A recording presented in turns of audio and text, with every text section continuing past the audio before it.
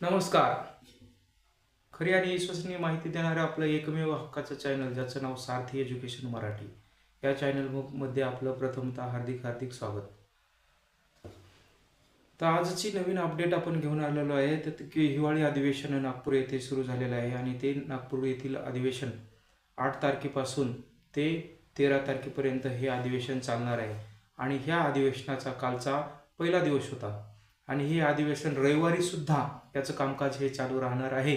आणि ह्या अधिवेशनामध्ये अधिवेशन संपल्यानंतर महाराष्ट्राचे लाडके उपमुख्यमंत्री एकनाथराव शिंदे यांना काल आपल्या जे मुख्यमंत्री युवा कार्य प्रशिक्षक योजना महाराष्ट्र राज्य यांचे जे बालाजी पाटील चाकूरकर साहेब आहेत, त्यांनी काल साहेबांना निमंत्रण पण दिलं की मुख्यमंत्री युवा कार्य प्रशिक्षक योजनेचे आम्हाला वाढ हवी किंवा याच्यामध्ये कायमस्वरूपी रोजगार हवा.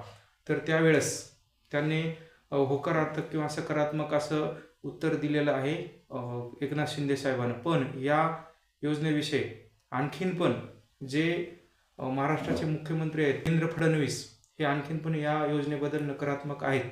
पण सांगावं तेवढा म्हणजे पहिल्या दिवशी मुख्यमंत्री युवा प्रशिक्षक योजनेबद्दल कोणीही एक ब्रश सुद्धा काढलेला नाही.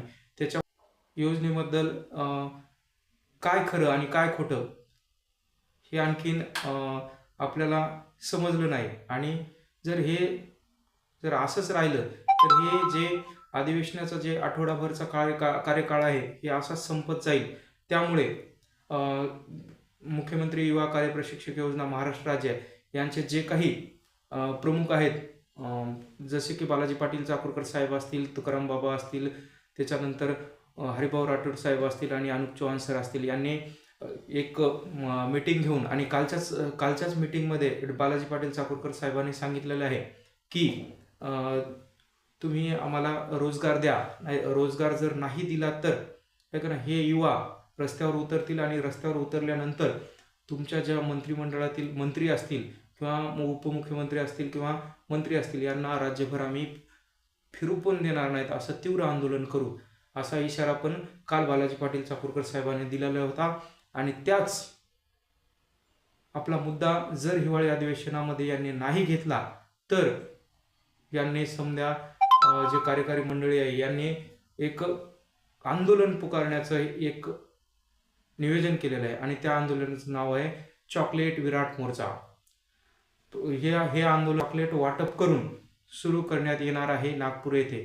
तरी तमाम महाराष्ट्रातील लाडका भाऊ योजना मधील किंवा मुख्यमंत्री युवा कार्य प्रशिक्षक योजनेमधील जे काही प्रशिक्षणार्थी आहेत त्यांनी तमाम अशा प्रशिक्षणार्थ्यांनी यामध्ये भाग घेऊन सक्रिय सहभाग घेऊन मोठ्या संख्येने आपल्याला तिथं शासनावरती दबाव आणण्यासाठी संख्या ही जास्तीत जास्त दाखवायची आहे. तरी पण नागपूर व नागपूरच्या परिसरातील जे काही जिल्हे तालुके असतील तिथल्या जास्तीत जास्त प्रशिक्षणार्थ्यांनी या योजनेसाठी या योजनेच्या आंदोलनासाठी तिथे उपस्थित राहावे ही महाराष्ट्र राज्य मुख्यमंत्री युवा कार्य प्रशिक्षक योजना संघटनेकडून आपल्याला विनंती आहे.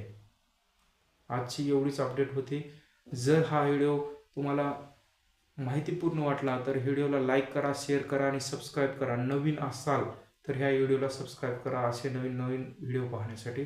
जय हिंद, जय